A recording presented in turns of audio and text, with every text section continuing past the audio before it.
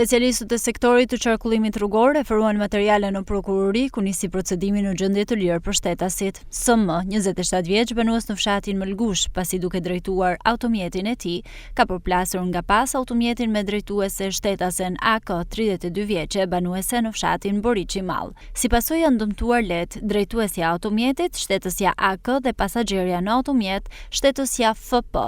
Një 14 vjeçar pasi u kap duke drejtuar automjetin pa leje drejtimi.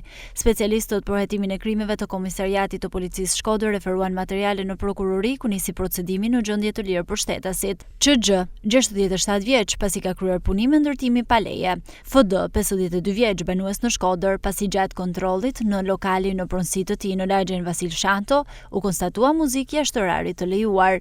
AR, 34 vjeç, banues në Shkodër, pasi gjatë kontrollit në lokalin në pronësi të tij në lagjen Vasil Shanto, u konstatua muzikë jashtë orarit të lejuar.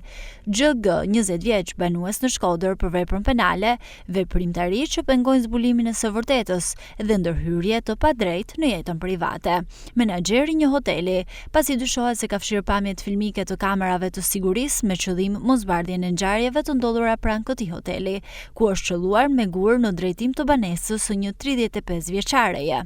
Gjithashtu, specialistët për hetimin e krimeve të Komisariatit të Policisë Shkodër referuan materiale në prokurori, njoftim mbi faktin pasi ka bërë kazim shtetasi FL 66 vjeç se shtetasi MS 34 vjeç po I cënon pronën dhe ndërton një gardë rrethues. Pronë në të cilën të dyja palët pretendojnë se kanë dokumentacion pronësie. Materialet proceduriale u referuan prokurorisë pranë gjykatës së shkallës së parë të jurisdiksionit të përgjithshëm Shkodër për veprime të mëtejshme.